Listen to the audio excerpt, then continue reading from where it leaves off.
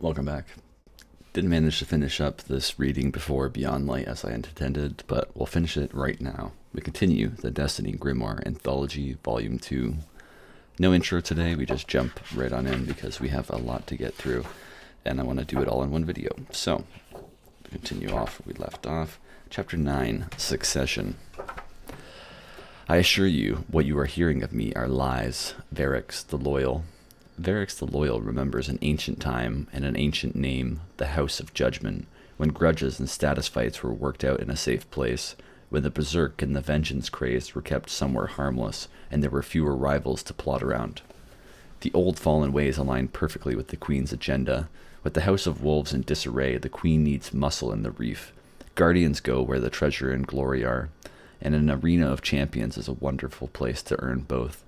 Guardians in the Reef deter threats to the Queen and give the Awoken a chance to learn about their power and subvert their loyalty to the Traveler. And if, as the Queen worries, the Nine are scheming against her, then she needs a good excuse to clear out some of the most dangerous prizes in the Prison of Elders. And the Prison of Elders is full of dangerous prizes. The Awoken have captured titanically dangerous specimens from everywhere in the inner solar system. These monstrous champions want to smash Guardian Bone and Guardian Alloy, and given the chance, they'll kill Guardians, rend their ghosts, and snuff them out forever. Walk into the arena with a fire team you trust, and beware, the agents of the Nine are active in the Reef, and their curiosity is as limitless as it is inscrutable. Risk death, win glory, and signs of Her Majesty's favor, but always remember that you are being watched and tested. Splinter of Bone. Deep in the heart of the Prison of Elders, Varix of House Judgment clutched a splinter of bone as he watched the solar system burn. The facility had been outfitted over the years with massive sensor grids slaved to arrays spread across the reef. They gave him a detailed analysis of the Red Legion's fury. The light from the monitors was the only illumination in the room as his arms flew across the controls, relaying warnings to Petra and the Awoken. He could already see the remainder of the Awoken's fleet disappearing off his scopes, going into hiding. Relaying warnings to the city, though, he could see he was far too late. Their comms were gone. There was no one left to listen. Relaying warnings to his people, with the end of the houses, there were so few who would listen. But if we could save even a handful... While his hands worked, his eyes remained fixed on the screens, watching death, destruction, and horror. In his role working with the Guardians of the City, he'd pored over the distress signal from the Dantilation Exodus 6 source. Green Raven had sent bursts of analysis to the tower at least a dozen times since the days of the Taken War. But he'd never expected numbers of this magnitude. With the systems of the last city offline, he had no problem dialing sensors over the wall. He'd been able to see with clarity the home of humanity with a resolution where he could make out parks and lakes and marketplaces. These same sensors let him watch, grinding the bone in his mechanical fist as people died, as the great machine was yoked, as the Guardians fell. Scrambling, he alerted the crows, but something went wrong. The network had fallen dark.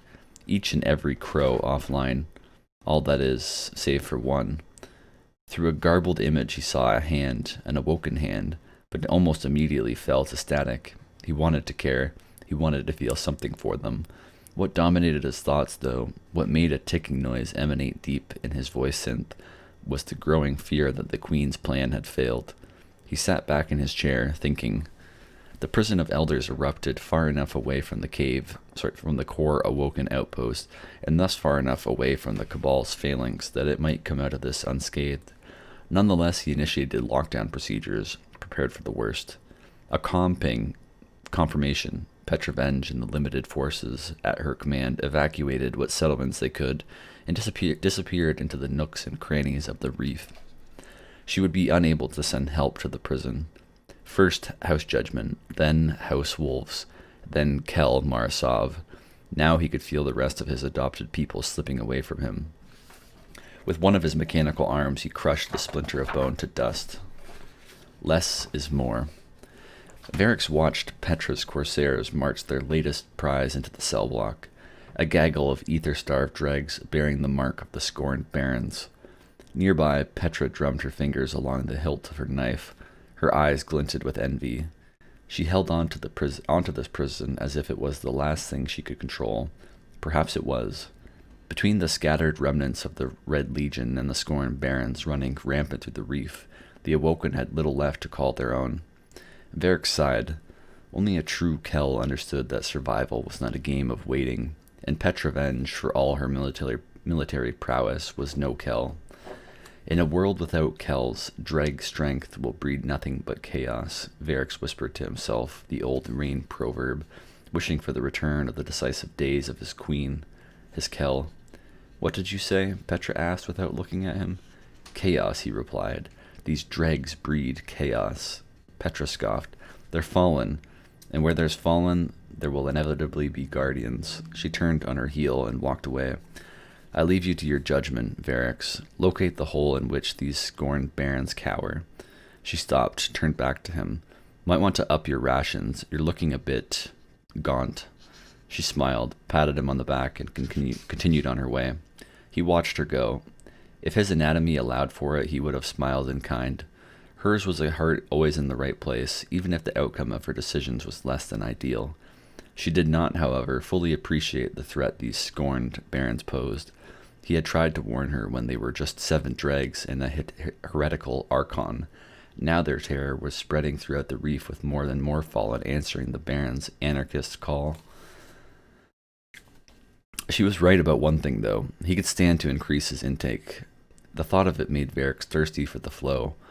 Like all of his kind, since the appearance of the Red Legion, he had been forced to ration his intake. He'd never felt so weak, so close to death, but he would survive as he always had. Varric knew the time would inevitably come when he would have to survive on his own. Roll call. After the Taken War, the scorned barons banded together in a time of weakness to become strong, to prey on anyone and anything that practiced the old Elixni ways. They began with one thing their people needed to survive: ether. In a way, the barons had become heads of a new house, priests in their own rights, and arbiters of their own trials. The terror they unleashed had almost grown as powerful as any Kell. These heathens were not Elixni. They were more fallen than any of their brethren. They were everything judgment had sought to purge before the whirlwind, and now they sat rotting deep in the prison of elders. Cade and his 6 had done good by their word. Varric's staff tapped lightly on the floor plates, and chuckling noises emanated from his throat. He hobbled past their cells as the servitors hummed to life. Feeding time. He saw hatred in every cell he passed. Bathed in the light of flowing ether, their eyes carved at his flesh, saw him docked 1,000 times more. Yavix, the rider, the untamed, she and her crew spread terror and disease with their noxious pikes. Alicris, the machinist, she used stolen Cabal telemetry and gravity traps to sabotage vessels, relieve them of their cargo, and haul the hulks back to their own shipyard chop shops. Pirha, the blind, the ghost of Hellrise Canyon, who haunted the Baron's territory with phantom decoys and ended all trespassers from the shadows. Rexus Vaughn, the Godslayer, the hangman, he had secreted away the ether stores of his victims and driven the barons and their followers into a frenzy with that tainted feast. Araxes, the wit, the traitor, the trickster, a mastermind, a liar, thief, and backstabber. Canix Two-Finger, the mad bomber, the dangers of the reef had multiplied 100-fold with his mines hidden on every rock and dusty corner of the belt. And the most disgusting of them all, Hirax, the mindbender. This one found the hive a way to infect the minds of the Elixni. This one found in the hive a way to infect the minds of the Elixni. Only one was missing, Fickrel, the heretic, the fanatic, one Varric once dared to call friend, back when the Archon tended to Calix Prime. Before his betrayal, he hoped the fanatic was dead. Cade assured that he was. And what was Cade 6 if not reliable? Laughing, burbling to himself, Varric shut off the lights in the hallway, and the barons were plunged once again into darkness. There's just a scene here of Varric going through the prison of elders. Job undone. In the prison of Elder's security hub, Varix brooded. When the great machine woke, he had been sure he felt something deep within him stir. He had hoped it would give him answers, power, anything. All it did was remind him how far he had fallen. He slammed a fist on his console, watching the denizens of the prison claw at their cell walls. No, not nothing. Worse than nothing. Now he had doubt. His goal had always ever been a simple one. The banner of House Judgment, the calling to which he had been born. Keep his people together. With the light now streaming across the system and nothing to show for it. No queen, no heiress or Osiris, and no sign of the great machine. No sign the great machine remembered the Elixni. What was there to look forward to? Base survival. One day after the other. Living just because he still drew breath. And where was the dreg strength in that? What was the Varix? Petra burst through the comms. A Legion harvester has been intercepted at bearing 189. Capture teams are inbound. Servitors for the arena. Prepare to receive. Petravenge was all that was left for him here, and despite himself, he nodded at the sound of her voice. He had but one ally left after all.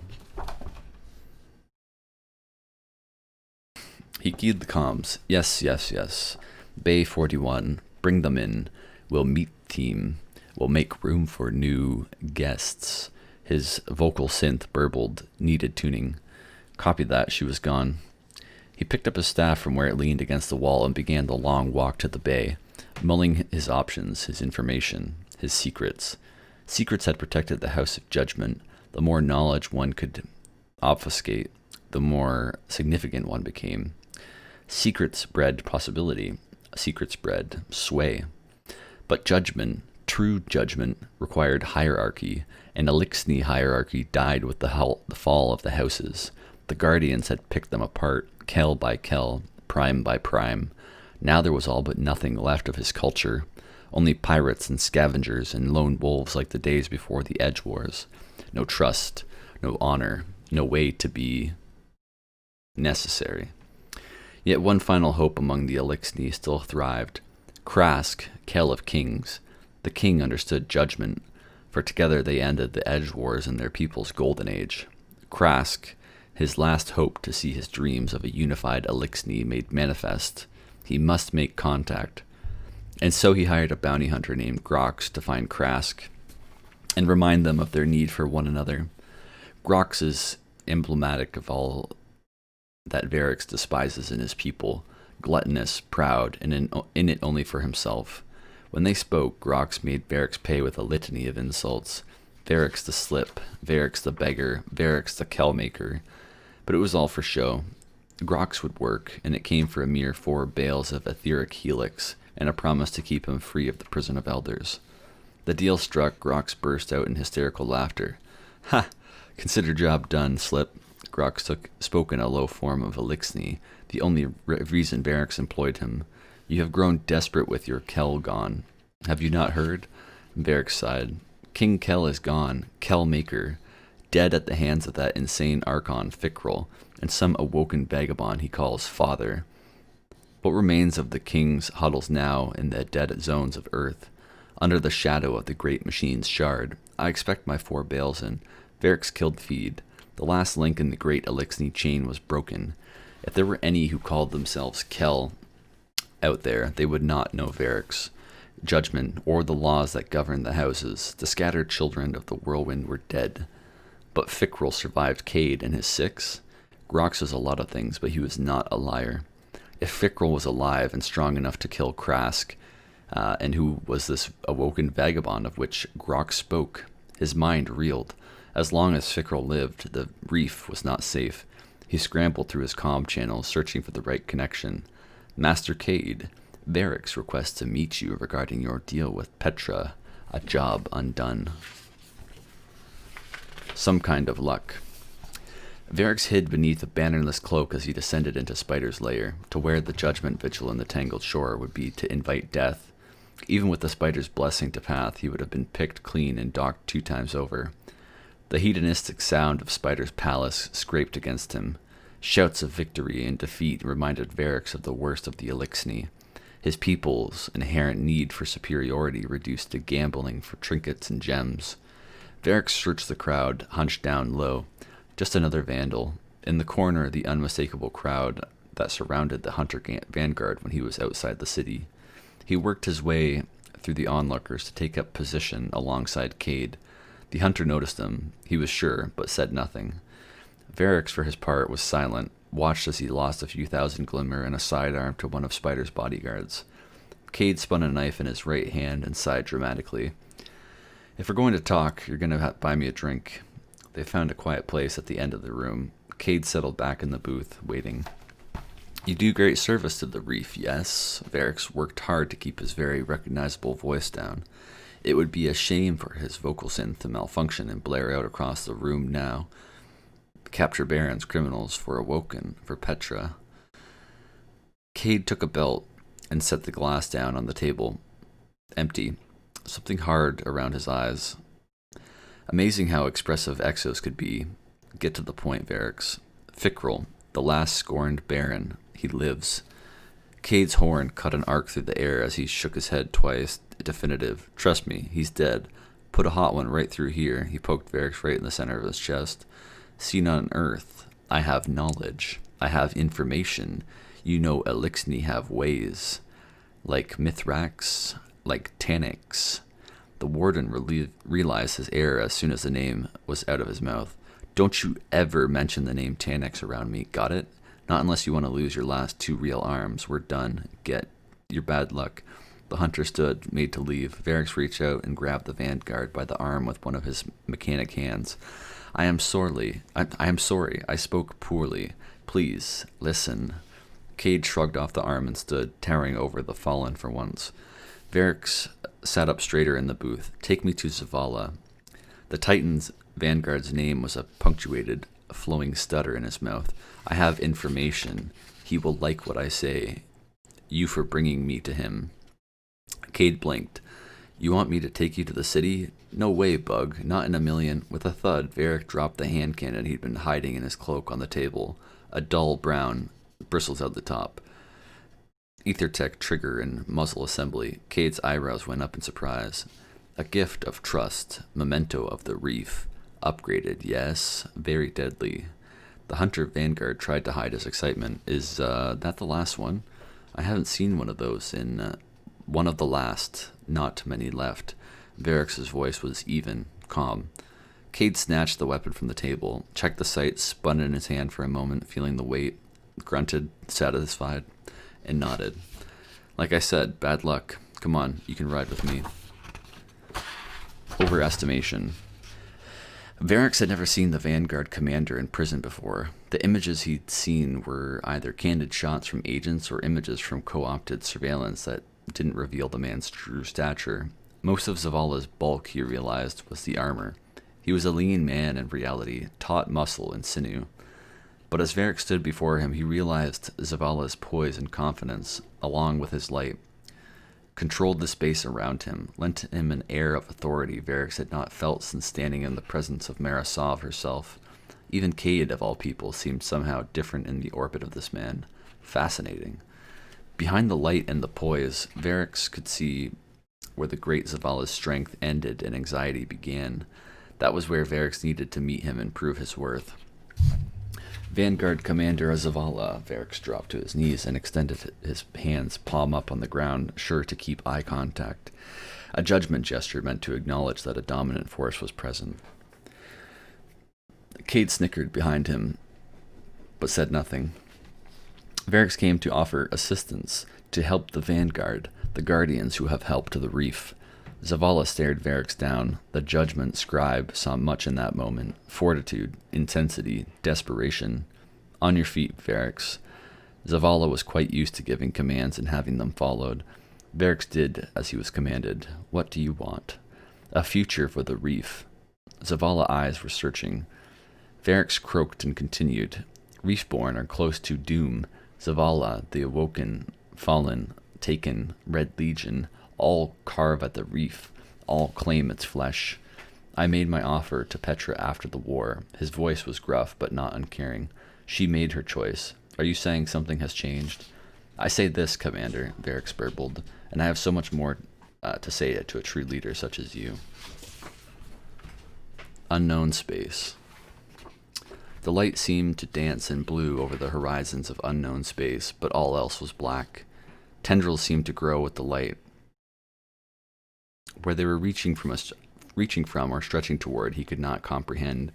Fear gripped Varrix's mind. The paths before him were vast, uncertain, and for the first time in his life he could sense judgment turned inward. Your will must remain your own, he told himself. You are the last Elixni of House Judgment. The destiny of your people is in your hands. You will save them. You will stand for the fallen. You walk among them because you have failed. The voice, soft and yet so strong, echoed around him in the space, through him like it was a string on an instrument. I walk among the children of earth and the blessed of the great machine, the one they call traveler, because they have been chosen. For you, the great machine is a dark mirror. Varrix felt cold, unlike he had ever known. Unbidden, memories rushed over him. All he could do was hang on the last days of the Elixni played out in his mind. Hang on as the last days of the Elixni played out in his mind. He and his fellow scribes passing judgment in their soft, furred robes. Then the whirlwind, the elders torn apart, the pillaging of the house.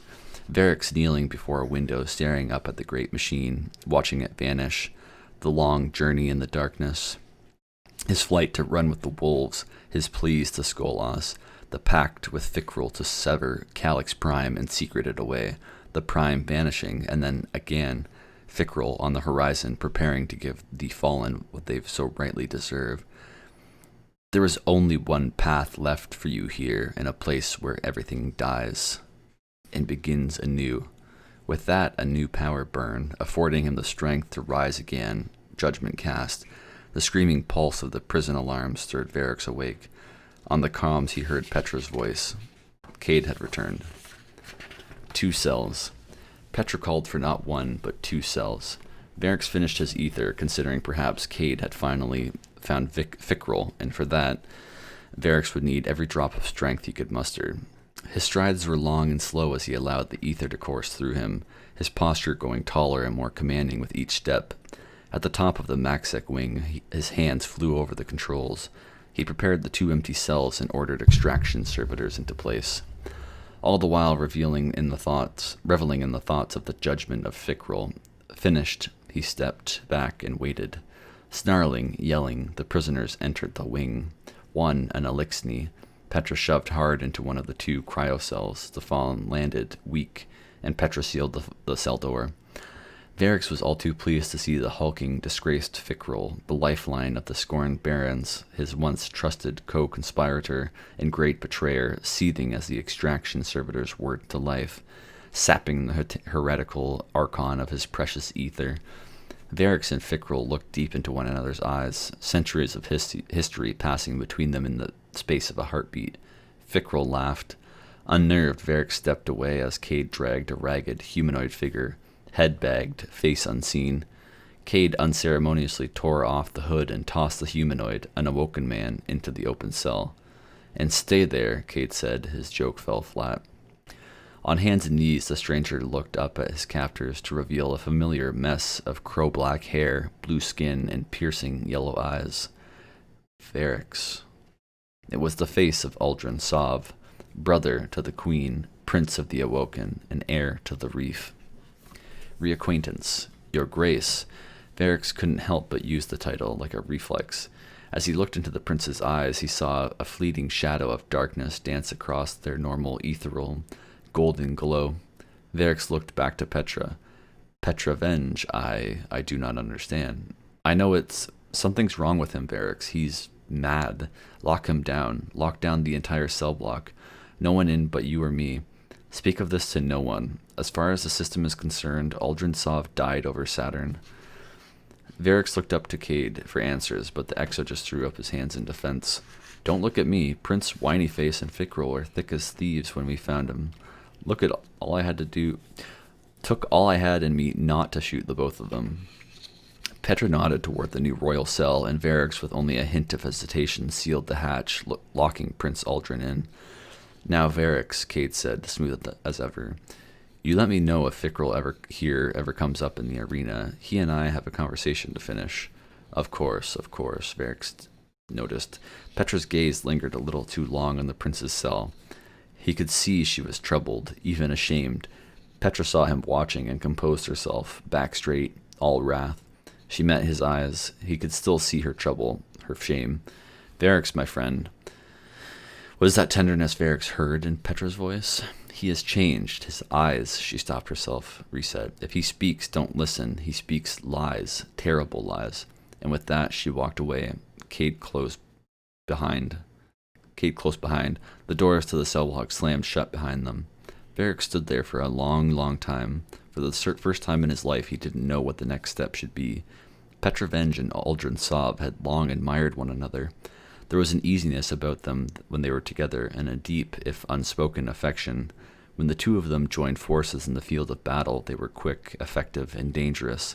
Theirs was a dance of death, and woe to the foe who met them in open combat. Varix wondered for what crimes Petra would have Aldrin judged. As he reopened the prince's cell, he wondered if Petra would have Varix himself judged. Varix knelt before Aldrin. "We thought you dead, but you are in my care now, yes?" His arms carefully brushed at the awoken man, probing but gentle. Aldrin blinked and looked toward him, or rather his golden eyes looked beyond him. Varix looked over his shoulder just to check. Of course, no one was there. "Sister," Aldrin croaked through dried, cracked lips. "What's to become of us now?" Revolution. The explosion of servitors snapped Varix away from the pole of the prince's words. He tried to move quickly, but one of his toes caught awkwardly on the grated catwalk, and he stumbled to the floor.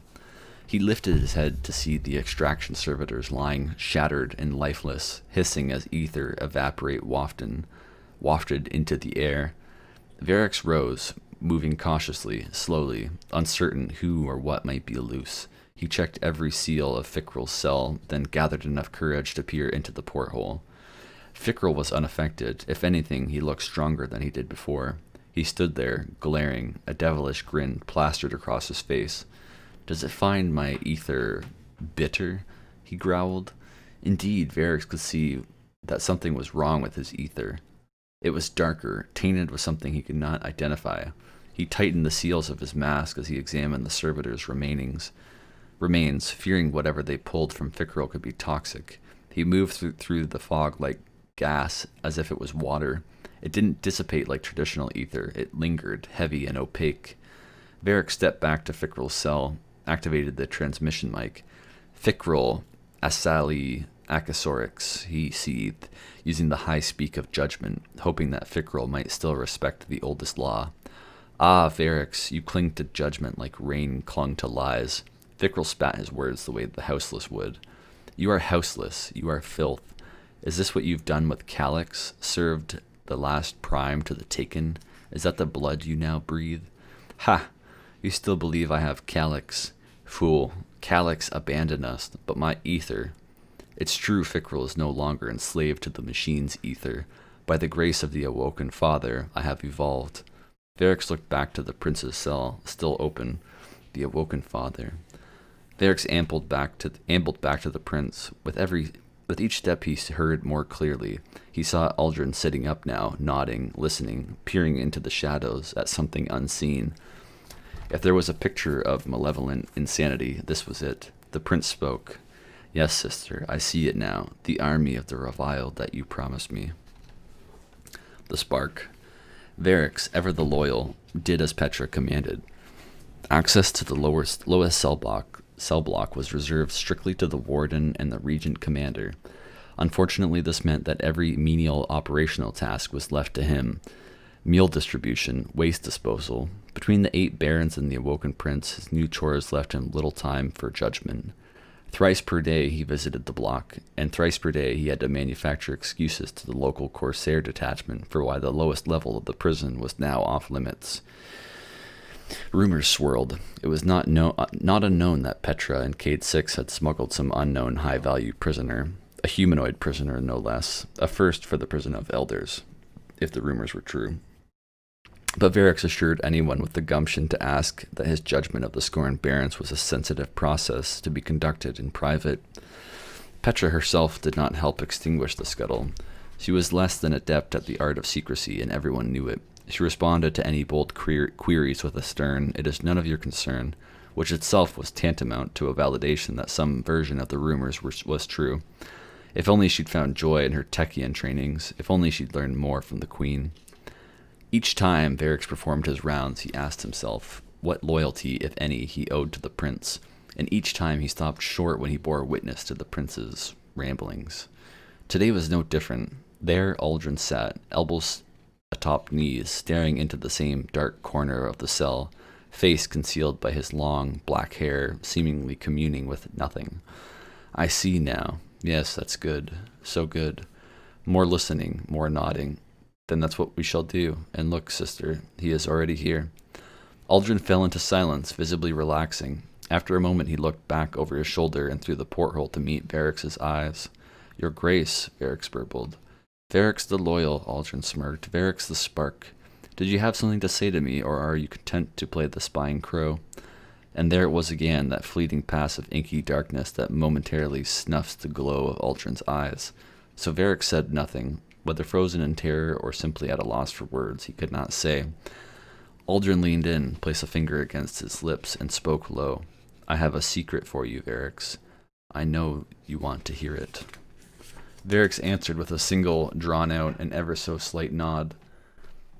"Your Kell lives," Aldrin whispered. He leaned in a little closer and asked the one question Varix had never been able to answer. "Do you know where your true loyalty lies, Varix?" Aldrin didn't wait for a response. His eyes almost immediately darted over his shoulder toward the shadowy corner that became his obsession. "Of course we can trust him, dear sister. He is the most loyal."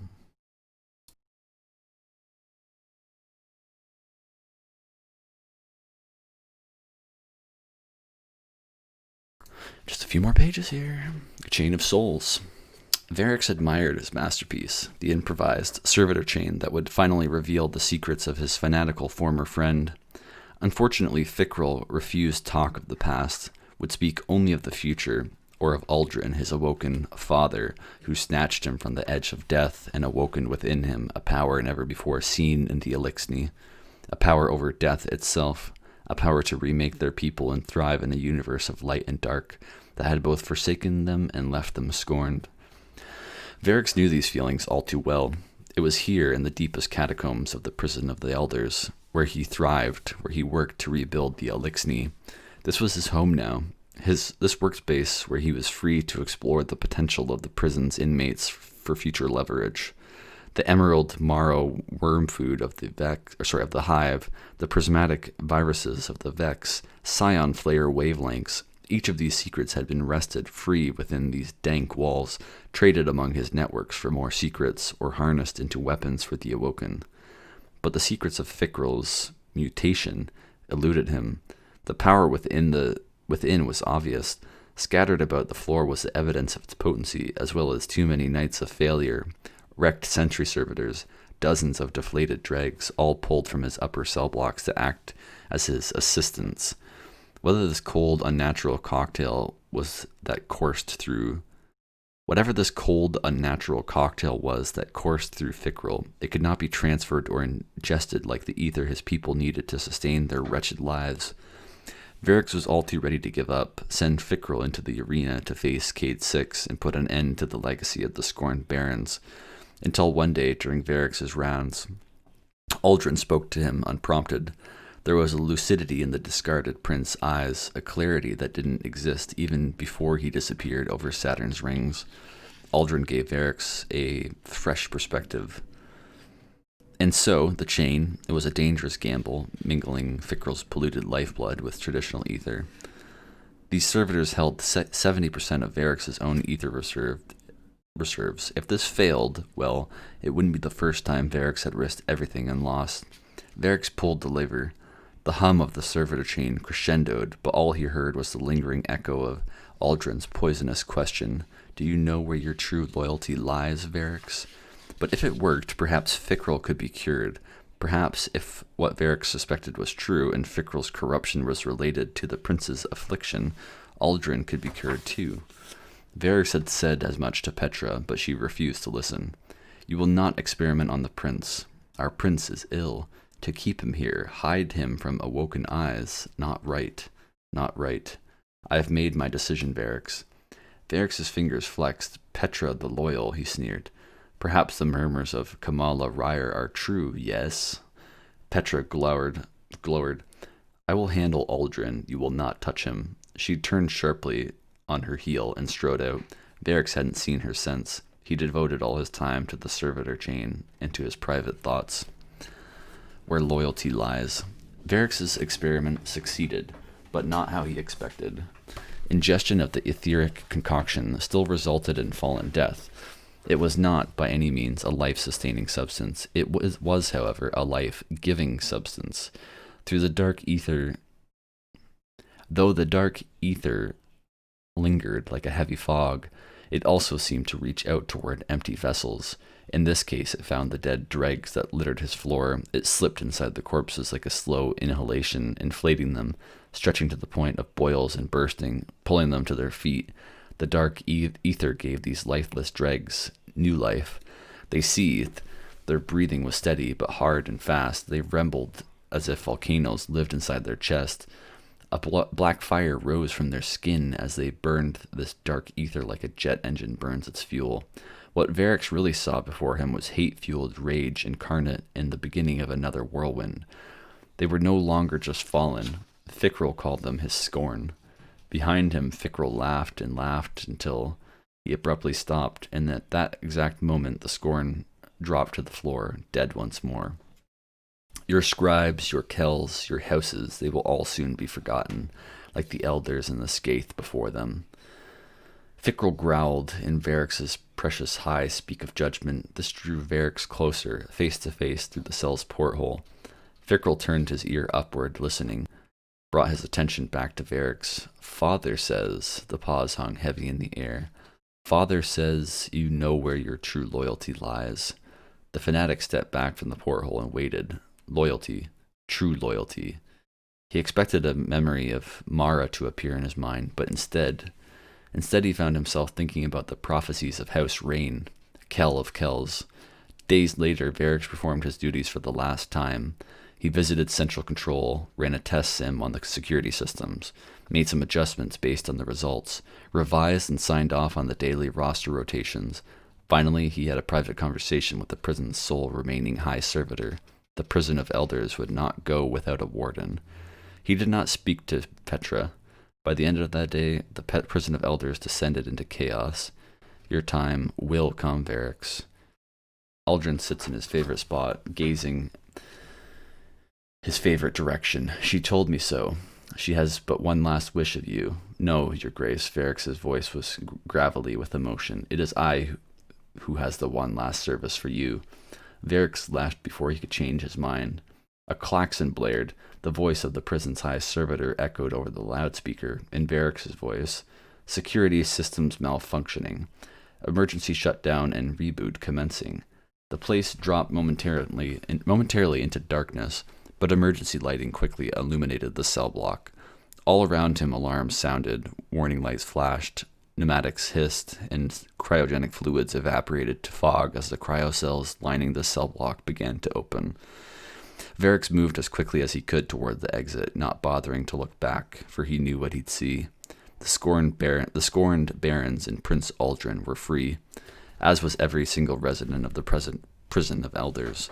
Varix slipped out under cover of prison anarchy through the same secret passage in which Petra and Cade had smuggled Prince Aldrin. There, a ship waited, loaded with the prison's ether stores. As he walked, he made 2 recordings to be sent out by the prison's relays once he was away. For the first, he disabled his voice synth and began, in the deep resonance of high speak, to give commands. He didn't know how many would answer Judgment's call, but he had to try. For the second, he turned his voice synth back on. They call me betrayer, I who was the most loyal. They do not think I hear the words bug, insect, he paused. Fallen. Up, long strides, fast now, along the ramp into the ship toward the bridge. A vandal in wolf color saluted him as he passed. I hear the words. House of Judgment always hears. No choice to keep the houses together. He paused again as he reached the bridge of his ship. Judgment always hears. The great machine stood in judgment. Elixni fell to fighting, fell to hate. Emotion caught in his voice. Cannot stomach this hate. As he spoke, the ship's engines rumbled to life. On the screens, Varix could see explosions resonating through the prison. His former charges running rampant. His ship passed through the bay's barrier and began to move off. Nowhere else to go, no one else to be here. He drew himself up to his full height. And so I become Varix, the Kell, House Judgment, envoy to the Elixni people. No choice, he repeated, chuckling deep in his throat. His voice was calm. Elixni must rise. Yes. And that is the end of the Destiny Grimoire Anthology Volume 2. I don't know why I'm looking over here at my monitor. Volume 2. That was the last chapter. We finished it. I'm really sorry for the amount. I don't read ahead in any of these. I prefer to just kind of attack them as I go. I read the first page or two in advance of reading this chapter, but the rest of it I just kind of, I'm reading it as I'm reading it aloud as I'm reading it. So then it comes at certain situations where I make a mistake in reading and have to reread. I'm sorry for a couple of those, but we are finished. So I'll end it with the after. Well, it's not really. It's just Bungie's message here. Message from Bungie. To everyone who inspired us, who shared our dream, and who walked with us on this incredible journey, to every member of this brilliant community, thank you for being the most important characters in the worlds we build. And a little bit of the artwork at the back here, some concept art from Destiny 1, I believe. Destiny Grimoire Anthology Volume 2. Read in completion on my channel here. If you've enjoyed this video or any of my others, I know this one's a bit longer, so I'll just wrap it up here, but I appreciate you for being here. If you have any feedback, please leave it down below. I think I'm going to dive into more of the lore for Beyond Light in the coming videos, as well as I'll be live on stream at twitch.tv/Sweatiner. So yeah, thanks so much for being here. As always, stay safe.